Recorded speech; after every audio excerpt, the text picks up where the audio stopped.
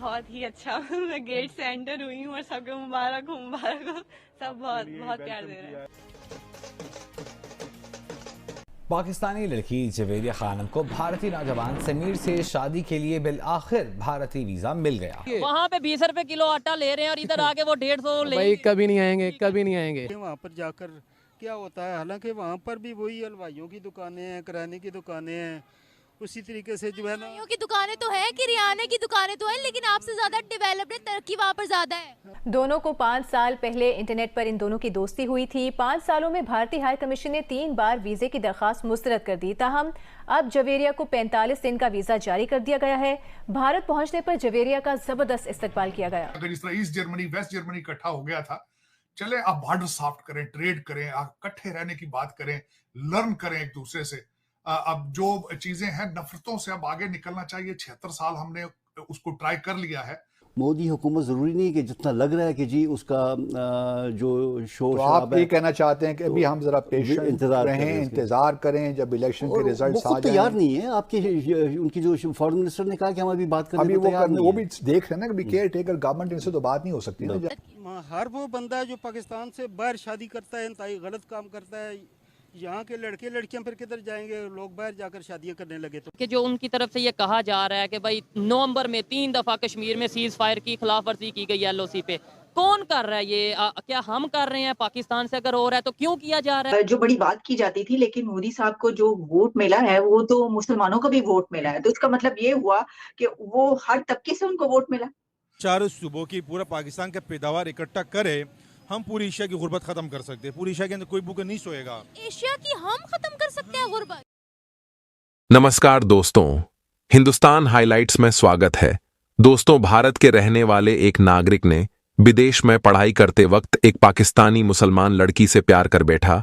वो लोग शादी करने के लिए भारत आना चाहते थे, पर 5 साल से उन्हें वीजा नहीं मिल रहा था। पर अब उन्हें 45 दिनों के लिए वीजा मिल चुका है। अब वो भारत आ चुके हैं। ये देखकर पाकिस्तानी क्या बोल रहे हैं, चलिए देखते हैं। हम फॉलो कर रहे हैं इंडिया को। इंडिया का कल्चर हमारा ही कल्चर है, क्योंकि 1947 से पहले हम इकट्ठे ही रहते थे, वही कल्चर हम फॉलो कर रहे हैं। 1947 के बाद कैसे हमारा कल्चर चेंज हो गया? नहीं, पंजाब का तो अपना कोई कल्चर नहीं है। तो KPK का अफगानिस्तान की वजह से कल्चर है, तुर्की का एक अच्छा कल्चर है जो हमारी रिवायत के मुताबिक है। इंडिया की कोई चीज़ हमारी रिवायत के मुताबिक नहीं, हम रह रहते हैं। कंट्री का अपना कल्चर होता है। अगर हम यहाँ सोशल मीडिया पर खड़े होकर कहेंगे कि इसका कल्चर अच्छा नहीं है, उसका कल्चर अच्छा है, तो मेरा ख्याल है ये एक बहुत नेगेटिव चीज़ है, क्योंकि हर किसी को अपने कल्चर से मोहब्बत होती है। और अभी भी आप देख लें, यहाँ पर वेस्टर्न एजुकेशन सिस्टम फॉलो किया जाता है। यहाँ पर हमारी इंडस्ट्री में, फिल्म इंडस्ट्री में क्या नहीं हो रहा, बताएं मुझे। नहीं, सब कुछ वो हो रहे हैं, इंडिया के साथ सेम वही हो रहे हैं। अफगानिस्तान की तरफ नहीं हो रहे। मैं आपको एक मिसाल दे रहा हूँ। जब ये म्यूज़िक कहाँ से शुरू हुआ? असली म्यूज़िक अफगानिस्तान से शुरू हुआ। वहाँ एक मैसेज, अगर आपका कोई पैगाम था, उस पैगाम को हम टप्पा बोलते हैं, उसकी थ्रू जाता था और हुजरों में जाता था। वो एक पैगाम था, लोग उनसे सीखते थे। मैं आगे डिटेल में चला जाऊँगा। जो मलाला है, मलाला तो वहाँ पे एक खातून थी जिसने यूसुफ नहीं मलाला यूसुफ थी, उसने उसका नाम रखा। मलाला पेवन के अंदर एक खातून थी जिसने नारा लगाया इनकलाब का, एक शायरी की। तो मुझे याद नहीं है, लेकिन उसका मतलब ये क्या, अगर आप लोग मर्द नहीं कर सकते तो आपकी ज़िंदगी कोई मकसद नहीं। सारे लोग निकले, वो इनकलाब आया।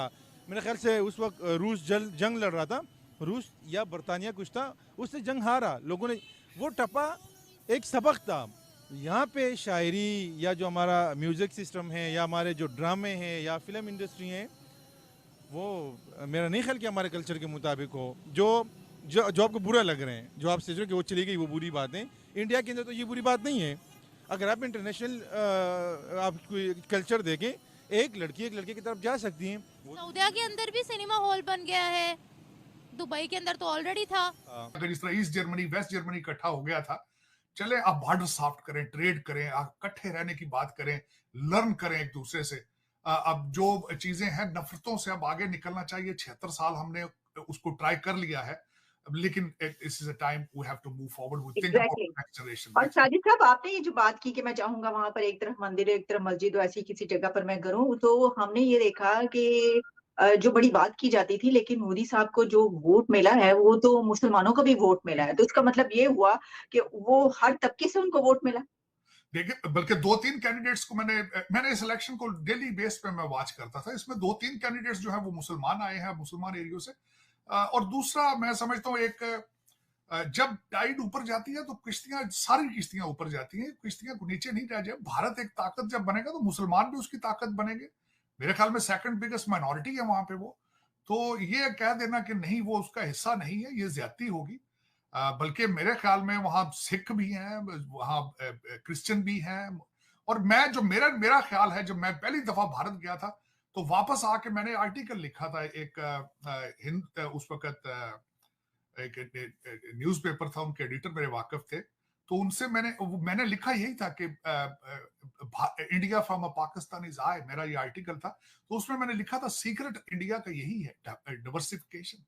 उसका एक मेल्टिंग पार्ट है कि हर बंदा जो है मुख्तलिफ मजहब से है। उनका कॉन्स्टिट्यूशन देख लें आप, उसमें हर एक को अपने राइट्स हैं उनके। एग्जैक्टली। और उनमें और यही खूबसूरती थी, क्योंकि मैं 2-3 दफा जब मैं आलिया गया हूं ट्रेड डेलीगेशंस के साथ, तो उसमें मैंने वहां पे लोगों को देखा, मुसलमान अफसरों को देखा, मैंने हिंदुओं को देखा, मैंने सिखों को देखा।